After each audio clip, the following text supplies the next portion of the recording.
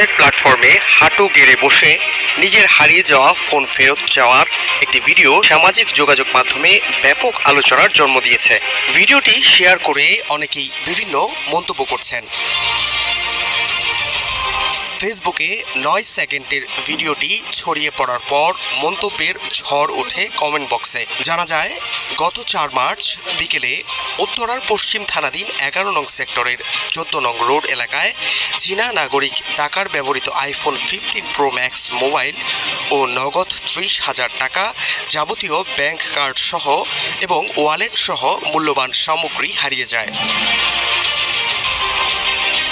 এরপর 48 ঘন্টার মধ্যেই অর্থাৎ 6 মার্চ সন্ধ্যায় রাজধানীর ডেমরা থানার কোনাপাড়া এলাকায় অভিযান চালিয়ে চীনা নাগরিকের হারিয়ে যাওয়া আইফোন 15 প্রো ম্যাক্স মোবাইল উদ্ধার করে তাকে হস্তান্তর করে র্যাব 10-এর একটি দল।